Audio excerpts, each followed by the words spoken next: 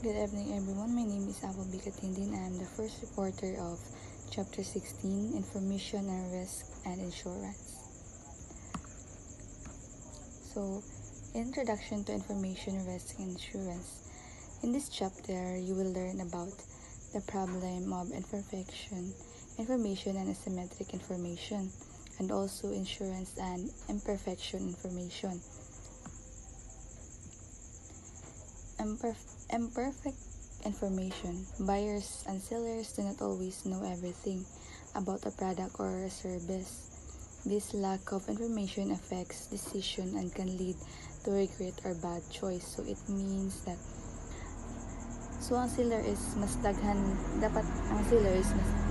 og information about sa product.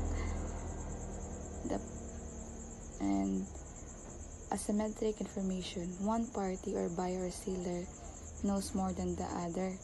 Example is sellers of gemstone know more about the gem's quality and buyers. So dapat man gyud is kay balo ta quality ba ato ang ipalit or atong pamaligya para di ta ma-scam. Then next is insurance markets, which also suffer from imperfect information. Insurance companies to insure low-risk people, but they cannot perfectly identify who is safe. Buyers, meanwhile, want to appear low risk as they can pay less. If insurance companies cannot deal with this information problem and even low risk, people may lose access to affordable insurance. So it means next is insurance market. So ang insurance market is they want to insure people who are safe drivers, but they cannot be 100% sure who is safe or risky. Buyers may try to convince the company they are safe to pay a lower premium. Next is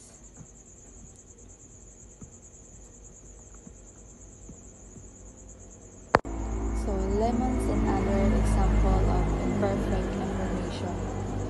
So Marvin wants to use a car but knows little about car engines. He does some research and even pays a mechanic, but he still cannot be certain the car is high quality. He might unknowingly buy a lemon, a defective car. So ang pasabot diri is kuan nag-introduce og imperfect information diri na example. Buyers is gamay lang og knowledge or information about sa products or sa true condition. Nag-set up ni siya o situation nga ang presyo ra ang kalahian kay tanan mga product is parehas lang. Next, this is symmetric information. Dapat lang seller is mas daghan kay balaan than buyers, then gives seller og reason para mataguan ang mga defects sa products. Then so ang mga trusted mga dealer ang mga buyers yun if they feel more confident na makapalit jud sila og products na good quality. Next is how imperfect information can affect equilibrium, price, and quantity. So, di na ako basahon. Ang masabot diri is kung na mga tao nga wala kabalo kung ang product is good or bad ang quality, dili sila ganahan mo palit sa product. And ang seller nga naay good products, di sila gusto magbaligya kay ang mga tao dili mutuo sila. So, both side is less active. And ang market is muhina ang ilaha mga baligya. So, this lowers the equilibrium quantity. The numbers of goods actually bought and sold. Next is when price mixes with imperfect information about quality. So, when buyers lack information about products through quality, they often use price as a signal they assume.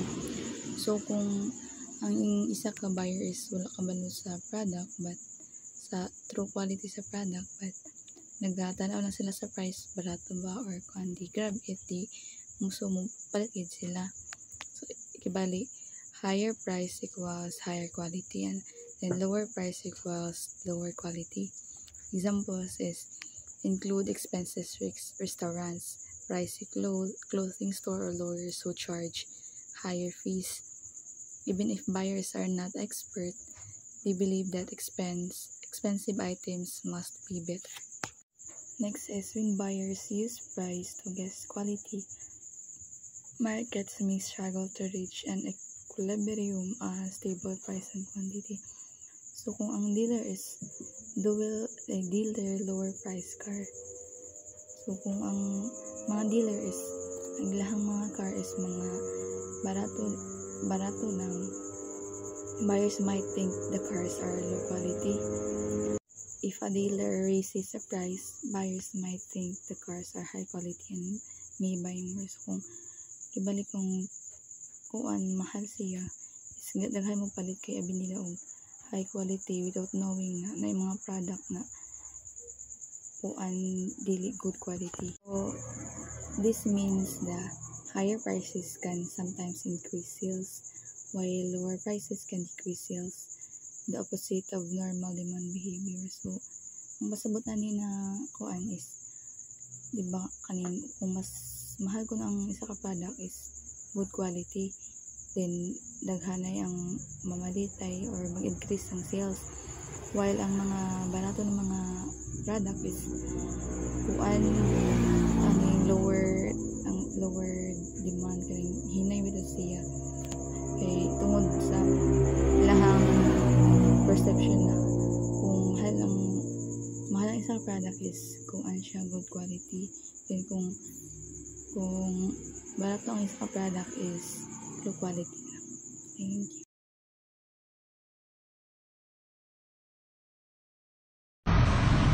So kung sa siya, for example, kapag mapalit ka sa mundo niya, kung mapalit ta or nagbaligya ta mga produkto,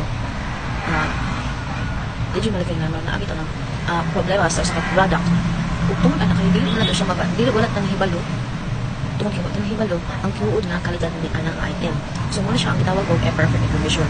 So paano mabawasan ang risk o worry na to as a buyer, na siya naipalaan ang mga sellers o ang companies para nga i-prove sa to na ang product nila kay kanang good quality or kanang trusted kayo siya. So unsa man nato para ma-low na or maiwasan na ba siya or mawalaan na siya nga mawala na imperfect information. Kung example sa aning reputation. So kung nindot ang pangalan sa seller o ang iyahang brand, mas nga makuanta ang ganito or makainta nga ay trusted or makainta nga ay look good ni siya, nindot ang mga quality sa mga baligya na. So halimbawa kung kaila ka nga example ang iyahang product sa kanang naibalik ang product, so murag conscious kanang murag known ba. So ang usa ka brands kanang nga brand galing mo na siya nga brand niya, so mas kampante po nga buyer nga mo palit ana katungod nga nauna siya pasabot nga naghanap po nang kuan ana sa iyaha kay bagdahan namalit sa iyaha. The next is guarantees, warranties at service contracts. So mao ni siya ang mga so kali siya ang kanang wala bitaw siya kanang muasa siya kibali ang kali siya example sa mga mall bisan sa mga kanang mga naman basta maligya mga products or kanang example sa mall, so na ito na palit ka o kanang cellphone, so diba tagaan ba ka ng warranties in just 1 year lang nimo siya, pwede nimo siya iuli, pero mo sobrang nakaana di na siya mo pwede kung magka-defect ang imong item. So or bisan ang mga product na bisan mga product na napalitan na sila yung mga guarantees, warranties at service contract na siya para bisan siya assurance na safe ka kung madaot ang imong kung madaot ang imong kanang kuan ang imong product or any item na si seller mo dawat anak really listed, so wala ang guarantees or service contract. So the next is license and certification sa labor market. So sa trabaho, ating may lisensya or certification ang workers para mapatunayan nila or ma-prove nila nga ang mga skills. So halimbawa, lisensyado ang kanang tindahan or kinsa pa na siya nga sa iyang mga product na pagawas, usa pa na siya anang doktor, engineer baka diha electrician, so dapat nga naapod na siya sa usa ka labor market para mainan para nga kuan pud siya mga katuhan jud siya pud ba nga legit ang iyang mga gipagawas ng product. So the last one is designer at collateral in financial market. So gamit mo siya ang gamit sa loans o ang consigner o ang consigner ay siya ang nagsilbi nga insurance sa imo nga sa bangko kung dili ka makabayad ang borrower. So naana siya sa anong mga sa panang sa nga mga gapautang sa mall naana na siya. This kaduha ang money back guarantees. So sa goods or product market ang seller siya ang nag-aalok, siya ang nagkuan sa mga naay money back guarantees. So pasabot kung dili imo magustuhan o may problema ang imong item na dawat, pwede nimo siya iuli o ibalik ang bayad sa imong. So ano worth man jud siya, worth dapat ang ano importante man siya tungod labi sa online shopping. So makapat na ito mga di ba yung iwasan discount pagita. So online shopping o mail order lang dili makita ang so di na to siya makita ang kanang di na to makita ang kanang mga cloud na product yun, di na to ma-check diba siya na sa mga ingana lang kaya sa advantage mga online dito. So kailangan itong i-check no, nakatabang policies ba para nakita po ng buyer is dapat subok na to or nakita na itong product para dili sa tama hadlok dili mo ba't ang kapalit. So kung si Ed Alben ang iyang tinuod siya ang istorya kung anong magsikat na siya anang money back guarantee. So in 1991 naging founder o kanang waterproof hunting shoes. So nagbalik siya 100% no, pero 90 ang naibalik tungkol sa nadaot ang anang katong 90 ang nabalik. The rest is nadaot katong na natanggal or nadaot ang ilahang tahi. So imbis na iyaha to siyang pangihan, iyaha na itong giayo ang sapatos o gibayloan niya ang uban. So nangutang pa siya sa bangko para bayaran ang gastos. Tungtungod ani ni kuan siya mabura ni kuan ang reputasyon ni kusog ang reputasyon ni Alben na tungod kay usa siya ka honest sa iyang mga customer. Honest tayo siya o syempre ang customer is satisfaction. So ang resulta dahil kumpanya po ang nagsundog na nag-offer o ganang money back guarantee. Karon si Alben na siya full lifetime money back guarantees. So pwede nimo siya nga iuli, pwede mo siya iuli bisag pila na ka year ang imong pila ka year na siya nimo nagamit o bisan unsa nga mga kondisyon basta kanang gusto sa customer. So na siya karon. Insurance and perfect information dili ang ipakita nga kung giun sa pag-work ang insurance o nganong gani siya ang kanang magka-problem sa usa ka insurance kung dili ni siya pantay ang impormasyon sa between insurance o company ug ang company insured mo na siya imperfect information. So kung ingon tag insurance mo na siya ang kanang way para maprotektahan ang usa ka tawo o bisan kita or sa atong family laban sa mga gastusin, diba? So naay times nga dili permi nga natin tayo mga savings nga kaugaling mo na to nga kanang on hand money na to. So yun na siya malikayan, diba? So dapat kita mag-advance na mag-apply ta mga insurance para sa kaugalingon para sa atong family or bisan sa mga atong mga business, mga transportation, pwede na siya plan ang mga insurance. Another example sa insurance na to kung makasakit ta, so dako ang gastos. So diba, asa man ta makita na kung wala tayo hands-on money, diba? So magkautang-utang pa ta kung inahanap money. So insurance, kung naka-insurance, di na ka magproblema sa mga gastos. Kung unsa pa nakagaldako sa bayron basta na kay health, baliha, bisan unsang klase sa insurance. Kung sa sakinan, ito ang kung ingon mga transportation, pwede na ito na siya apel o mga insurance kasi sa tawang balay. Example, sa mga balay, di na ito mga mag-expect, ang mga masunog, sa kulang. So, di na ito mawaan na. So, another, matay ang breadwinner sa all. So, wala income ang family. So, naana, diha, is mata na ito ang mga insurance. Ang insured, kung ang tao, sa ka-insured siya. So, kung magbayad ng mga premiums, bisan pag-unsa kagamay ang amount, basta nagbayad ta og buwan-buwan or even yearly. So para asaman ang mga premiums para magpundo ang insurance company na pambayad kung naay mga panghitabo o mga insured. So mo lang rin siya paluwagan. So dahil tao ang bayad ng premium, mga naay pila ka bulan o taon na naabit ang mga panghitabo, ang mga bad events, mga problema nga magustuhan. So sila ang magbayad o tagabangan ka. So nga tawag siya imperfect information.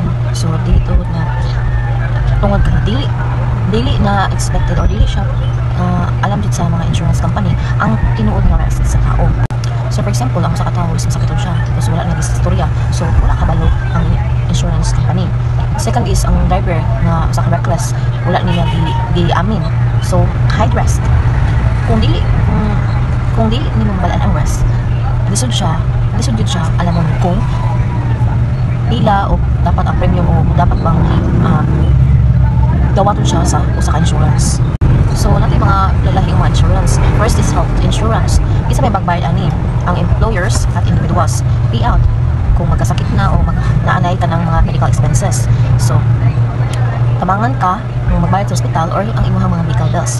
Second is life insurance. So kinsay magbayad? Sa employers at individuals. Ang pag-payout ani kapag namatay na ang policy holder. So para naay makuha ang pamilya kapag katos sila nga insured is mamatay na siya, makuha na po nito. So automobile insurance, ang kanyang automobiles mo siya ang individuals na magbayad. So kapag payout, kung mag-payout siya kung nadaot ang iyahang katong iyahang automobile o sa transportation ikawat or kuan sa uban nakadamage siya sa mga aksidente. So para sa sakyanan, kung iyahang kanang liability niya na liability ni mo na so kani automobile insurance para sa sakyanan kung kanang imong liability na kanang aksidente. Another is property or homeowners insurance. So magpay ani sa owners and renters. Syempre maka-payout siya kapag nasunog ang iyahang pag-aari or nabagyuhan or kawatan. So protection ni para sa mga balay or sa mga gamit ang property owners insurance. Liability insurance, so ang firms and individuals. So maka-payout ani kung nakasakit ka sa uban o naay mga panghitabo na tungod sa imuha. So pangprotekta kung ikaw nakisala or maka-aksidente ka. That is How insurance work. So na example diri 100 drivers. So gihati sila og 3 groups, from low risk, major risk o high risk. So wala na to siya mabalik kung asa sila ha sa tulog. Then diri ipakita ang 60 drivers, example is gamay lang iyahang damage. So na siya gamay ng gas, door dings or mga shipping niya. So ang gastos per drivers is 1,000 or 100 na siya. $100. So ang total niya mo ni siya diri ang 60 ka drivers times $100 is mag-over siya og $6,000. Then the 30 drivers is major accidents. So pasabot nga dako-dako pud yung damage. So maggastos sila og 1,000 per head, so per driver. Then i-times nato na siya ang 30 times $1,000. Then the 10 drivers is large accidents. So pasabot mo na siya ang high risk. Then kay dagko man siya og kanang kuan, ano man siya sa high risk. So meaning nga dako siya og gasto. Naggasto siya og $15. So ato na po na siyang i-times ang 15 sa 10 ka drivers. So which is na mo over siya og 150,000. So the total damage sa 100 drivers ang overall i-overall nato siya, ang total is $186,000. So ang puntod ani wala nato nabalaan ang insurance. Wala nabalaan sa insurance company kung kinsa ang low risk or medium or high risk. So dili pero bisag dili nga ala, wala sila mahibalo, makita nila ang average total cost sa grupo. Mo ang insurance muga na siya sa ingani mga idea. Daghang tao ang magbayad og premium. So daghang tao ang magbayad og premium para mabayaran ang mga kanang mga dagko na bitag mga gasto mga kanang mga na-aksidente. So ang tawag ani mo na siyang risk pooling. So ang government and social insurance is mo siya gobyerno, federal at state nga nasa mga insurance program to. Like ang mga private insurance, pero para na gyapon sa society. Di lang na ang kaugalingon nila para sa tanan. So na mga purpose ang gyapon nasa mga pundo nga nabuo na pundo nila natungod sa kanang hulug-hulugan, mga para mga workers, employers, and some is mga kanang mga banks. Tapos gigamit po siya para sa mga tao nga kinahanglan tabangan para sa nang wala nang trabaho or nagka-injury or nag-retire na bitaw, diba? So may siya ang employment insurance sa mga na wala ng mga trabaho. So employers or mga kumpanya na nagbayad sila o kanang dili ingon nga big amount, even small amount, as long as nakahulugan sila o unemployment insurance fund. So nagapon na magkuha na to. So kung ang worker na wala siya trabaho, kung sa company, kung si worker wala na siya trabaho kibali kay wala na siya kanang anak nga posisyon ug wala na siya makita kanang trabaho, so na siya matanggap na siya madawat ng kwarta up to 6 months. Kani insurance is para ni siya sa kanang mga tao bitaw nga while nag-abot na lang pagkaog ka ng trabaho, nagyapon kay nakuha ngayon ka ng tungod sa imong insurance. So muna siyang unemployment insurance. The second is pension insurance para sa pension nga muli sa mga taong workers nga retired na. So ang employers nga naghatag siya og pension sa employees, obligado nga magbayad sa pension benefit guarantee corporation or PBGC, pension benefit guarantee corporation. So kung ang kumpanya malugi o dili o for example so ang kumpanya malugi dili niya kaya nga bayad ang pension, si PBGC ang magtabang sa iya nga matagan siya o at least na some pension nga halaga or unsa ang insured sa iya.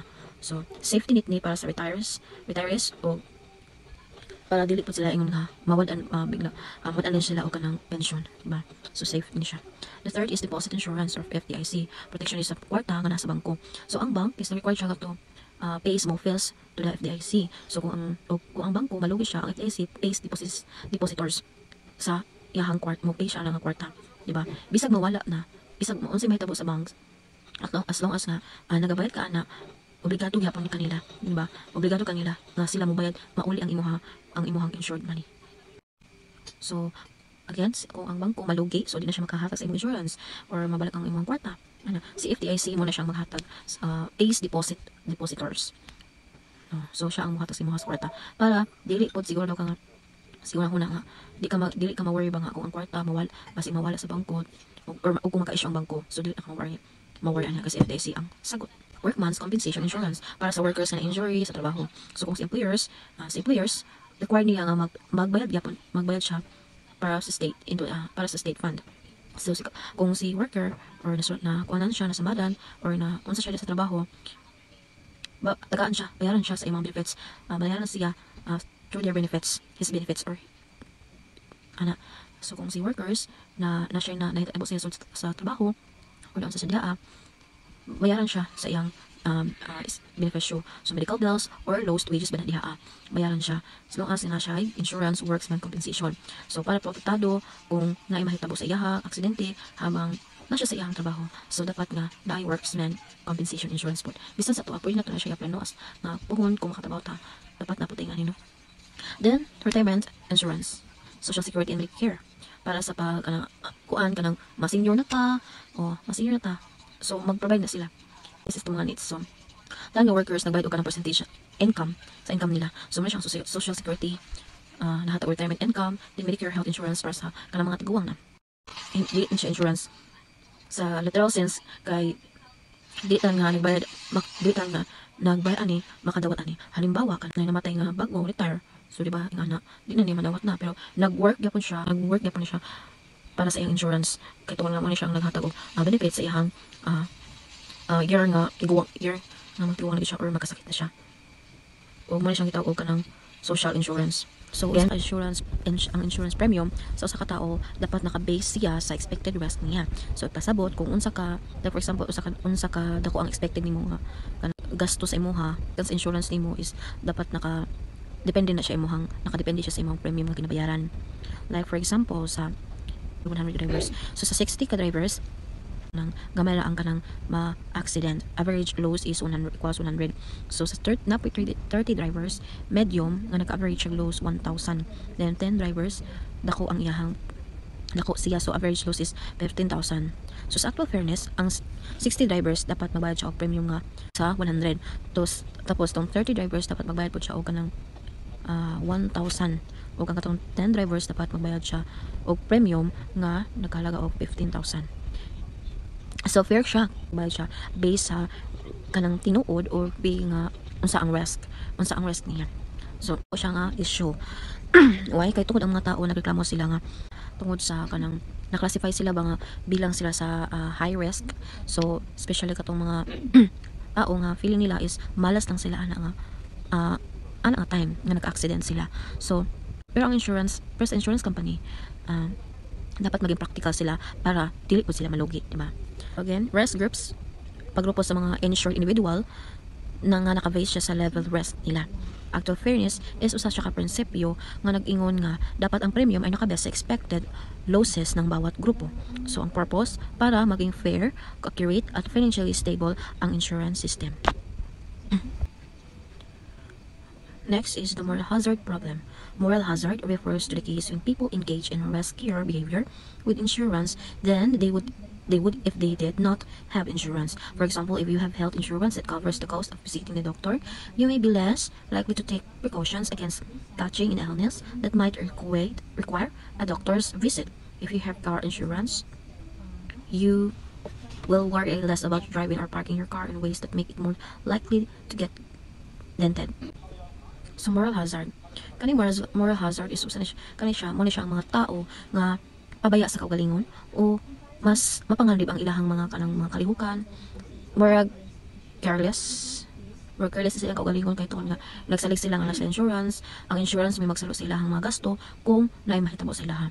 So kani sa mga tao is kanang murag nagsalig lang sila baka tungod na sa mga insurance nga bayaran. So mo ni silang mga example nga or na silang mga nga insured man ko, okay lang o unsay mahitabo. So ingana ang mga tao mo na hingta kung moral hazard.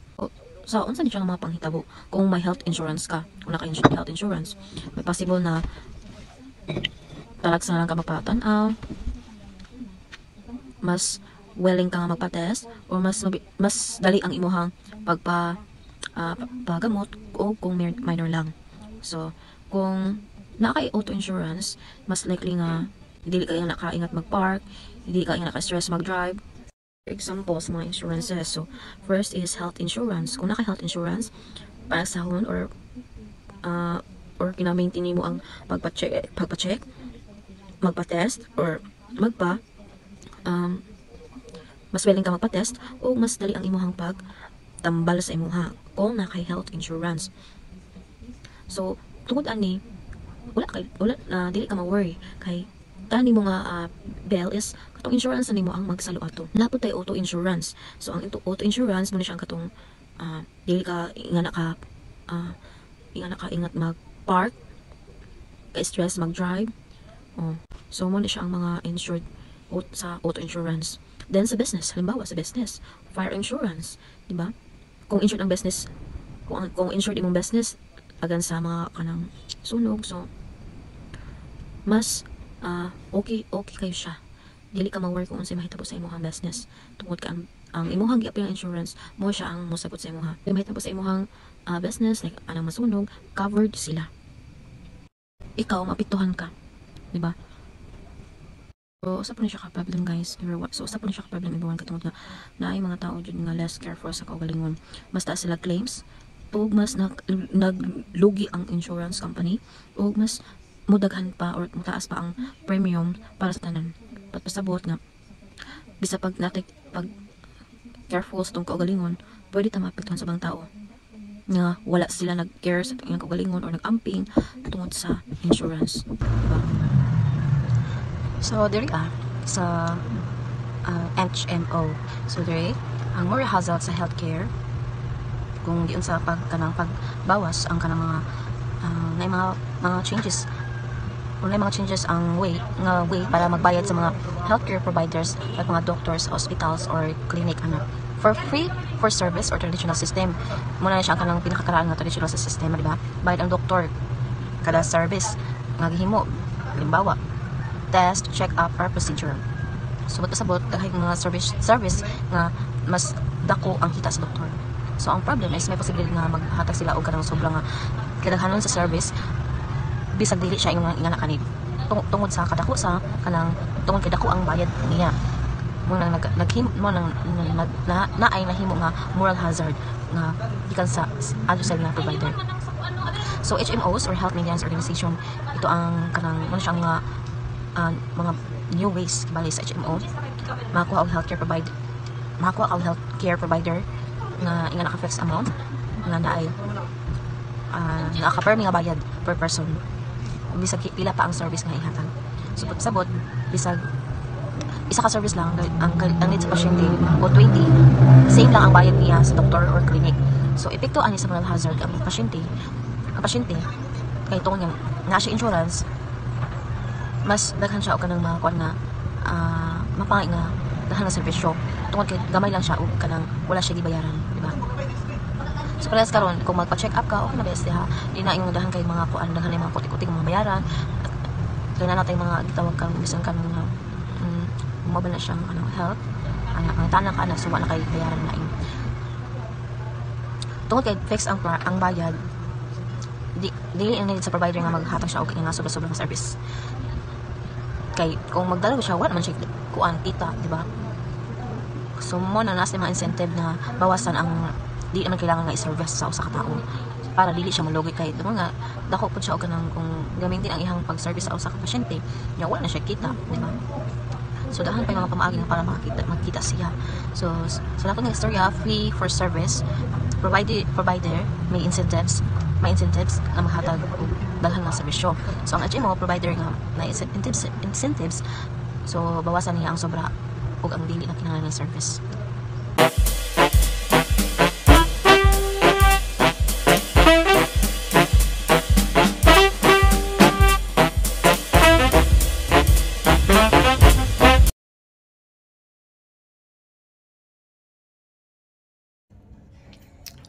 Good afternoon, ma'am. This is my report. My topic for today is about the adverse selection problem. Adverse selection refers to the problem in which insurance buyer have more information about whether they are high risk or low risk than the insurance company. So ang adverse selection is mao ang sitwasyon nga buyer sa insurance ang tao nga mupalit og insurance is mas daghan og nahibaw-an bahin sa iyang tinuod nga risk. Kung taas ba siya peligro, high risk, o ubos og peligro is low risk kaysa sa insurance company. Example, kung ang usa ka tawo kabalo nga dali siya masakit pero wala kabalo ang insurance company, mupili siya og insurance para protektado siya.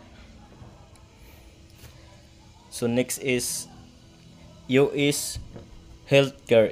In an international context, the United States is the only high-income country in the world where private firms pay and provide for most health insurance.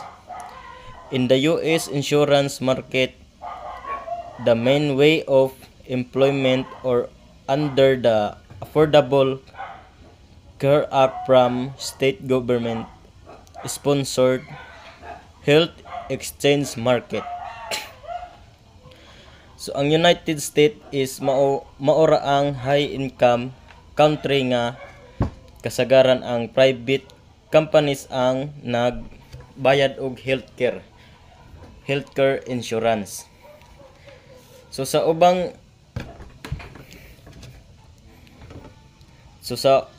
ubang dagkong nasod is ang gobyerno kasagaran ang mo provide og healthcare insurance. Pero sa US ang mga private firms is kumpanya ang mas nagdominar sa paghatag og coverage sa mga tao. So next is the government regulation of insurance. The US insurance industry is primarily regulated at the state level.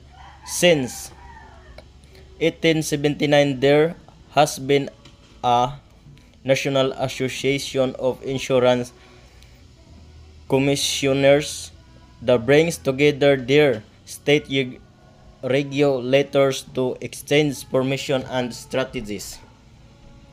So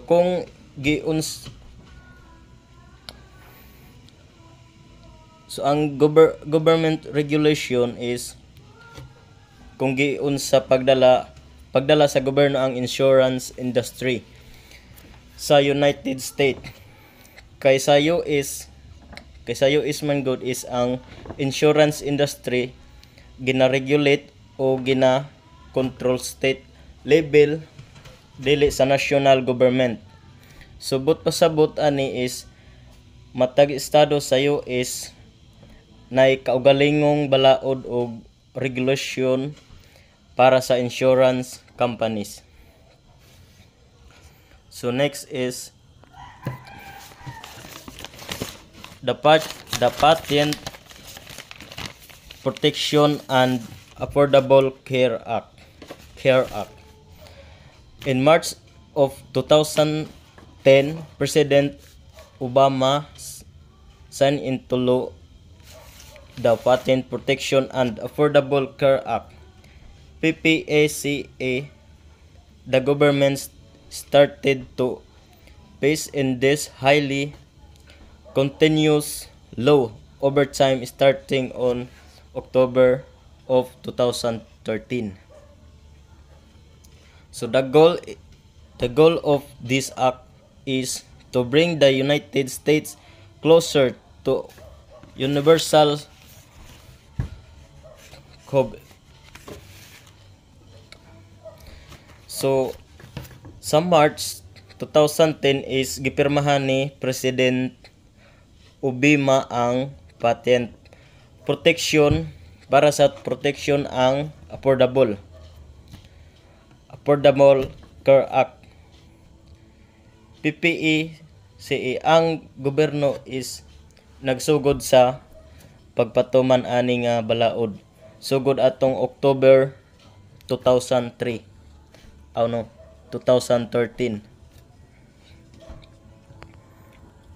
So the next is some of these key component include. So individual mandate, all individual who do not receive healthcare through their employer or through a government program. So each state is the hub health insurance exchange or utilize the federal exchange where be insurance companies compete for the business. So ang tanang individual is dili makadawat og healthcare pinaagi sa ilang amo o pinaagi sa program sa gobyerno. So the next is employer mandate. All employer with more than employees must offer health insurance to their employees. So ang tanang amo nga adunay 50 ka empleyado kinahanglan niya mohatag og health insurance sa ilang mga empleyado. Kay kung dako imong kumpanya ug daghan kag trabahante, kinahanglan nimo sila hatagan og health insurance para protektado sila kung masakit. Kung dili nimo nibuhaton is na kay penalty. So maura to